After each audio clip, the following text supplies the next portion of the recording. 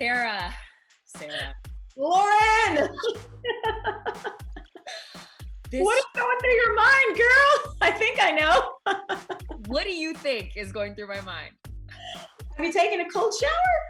I want to show you something. I keep my eyes wide. Okay, here's the thing. Okay. Obsessed, grounded in reality, grounded in the real struggles of women. I walk the line. Sexy escapist, my new addiction. Is this the sexiest show you've ever seen? Why do I need to do any interviews after you? I mean, you just hit everything. I'm happy. Is this the sexiest show I've ever seen? Is that yes, it is. And you know, it's like, I'm not just saying this because I'm a part of it. I'm the hardest critic on myself. It is my favorite show I have ever seen. It really, truly is. It's so, it ticks off all the boxes. You know, it's like, not only is it sexy, the storylines are incredible. It is hot. It's shot really well, but the stories and are just so relatable. You know, and the show has the courage to really put issues and questions about relationships and motherhood and who we are. It just has the balls, I think, to put these, you know, questions out there in a way that no show really has before. Being a mom yourself, is that part of what drew it to you? Why did you want to sign on, and how much did you relate? Oh yeah, that was a big draw of why I did this. You know, it's like, I'm a mother of 3 incredible kids, but motherhood is complex and it's super messy and you don't have it figured out half the time. But I think you can be a great mom and also wonder who you are. I think, you know, much like Billie, you can be a great mom and still have this like identity crisis of, you know, where did that other girl go? What happened to those days where I used to be wild and free and unpredictable and fun, you know? And so, yeah, that was a big draw for me. And also, I just thought it was so human. It's like, you know, I've been married and in the past, and it's a very human thing. It's just a very human thing to acknowledge the fact that, you know, the relationship that we are in could not be one that makes us happy. And I don't know, I had to be Billie come hell or high water. I just felt like I could relate, and I had such a sense of responsibility of putting her story out there, you know, for people. I never had the wild experiences you did. I want to have them with you. Because these are some of the sexiest scenes I've ever seen in a TV show, as you're reading it on the page, are you thinking, how am I going to do this? And as you headed into filming them, how did you kind of prep for it? Man, I have 2 answers. So, you know, I have quite a lot of emotional breakdowns in this, and whether it was an emotional breakdown scene or it was a nude scene, it was pray. You know, it's like, I have someone that I work with to help prepare me for things. And, you know, the sex scenes I would read, and, you know, I would get turned on just reading it on the paper. I was like, what is happening to me? Is this normal? And I was just hoping it would be as good as I wanted it to be. And then the final product and how they shot it and the music that they put behind it. I mean, we have such a pedigree of producers, from, you know, Miles Dale to Stacey Ruckhauser to everybody in Toronto that's producing the show. I mean, they took it and surpassed anything that I could have imagined. I'm incredibly proud and so grateful to be a part of this show. I was just talking to Mike, and he said, the only thing is, I'm doing the sexiest show of my life at 40, and the gyms weren't even open in the pandemic for me to prep for these scenes. Yes, that's so true. It's so true. So what did you do? Because you look amazing. Oh, thank you.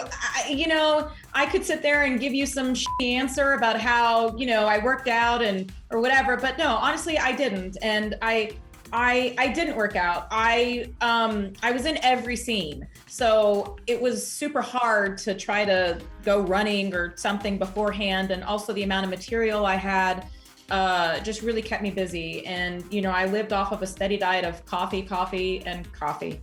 I appreciate the honesty.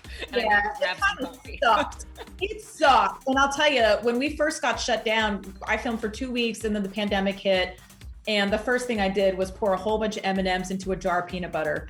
And I think I ate that for, I don't know, like a week. So it wasn't easy. Well, you guys were able to get it back going again. I keep hearing about shows lately, this intimacy coordinator job. So when you're filming scenes again that are on this level, how does that all work? So the role of the intimacy coordinator, you know, we had a lot of sex scenes, and what we did, we would rehearse on the weekends and we would discuss everything. We would discuss our comfort levels, where you can and can't put your hands. So that way on the day, there's no real surprises. And the other important detail, which in my opinion is what really sets the sex on this show apart from other shows that I've seen, is we would pay attention to the most minute things. Like, for example, the breath. How are the characters breathing in the sex scene? Is it more intimate, and is it quiet, and is it a lot of more just sort of like in each other's eyes and that eye contact, or is it something that's more graphic and more wild? Because a lot of times these sex scenes, they're not just sex scenes, they're informing the emotional states of the characters. You know, with Brad, it was more sort of intimate. You know, sometimes we use examples from the animal world, like, you know, like, okay, this one is like, you know, like two snakes, bodies intertwining and slow and sensual and that whole thing. And, you know, other times it was more graphic and it was hard and it was a thing. So, it wasn't just, you know, sex for sex. We really choreographed things and paid attention to, again, like the most minute detail would help really tell the stories of where these characters were at. By the way, I'm also obsessing over how obsessed you and Adam are with each other on Instagram. Like, this is a sexy show, and now we got a sexy relationship out of it. What's it been like for you two to be on the journey of the show together, to be these two creatives together and to have found love together? Yeah, well, you know, it was great casting. I'll put it that way. You know, without sparing too many details, because there is a lot of the part of my relationship that I protect, and it's for me and him only. You know, it's I'm very grateful that I met him. He's hands down one of the best humans I've ever met. And I'm just, you know, I'm grateful to be on this ride in general, but then to be able to share it with him is very special as well. I can't say, I wish I had more time with you, and I rarely feel this way because the show is so freaking good, Sarah. It's so good. I have to wrap up with you, but are you ready for it to blow up? Because I think this is the next Netflix addictive binge. Are you ready for it to blow up this summer? I mean, from your mouth to someone's ears, you know, I just hope they've got the same taste you do. We're left on this cliffhanger. Yeah. What do you hope for a season 2? And ultimately, which team are you on if we're going to end up having to pick between the two guys? Well, I'm on Team Billie. That's the team that I'm on, you know, and I feel like the whole point about Billie, it wasn't necessarily is it this guy or that guy, because I think we're better than that. And also as women, we need to get out of that, you know, the age-old tale of, you know, our lives are defined through a man. I want Billie to find the version of herself that she is the happiest and the most free. And I hope she can do that without the help of any man, no matter who she's with. So that's the team I'm on. And as far as the second season goes, man, I hope you're right.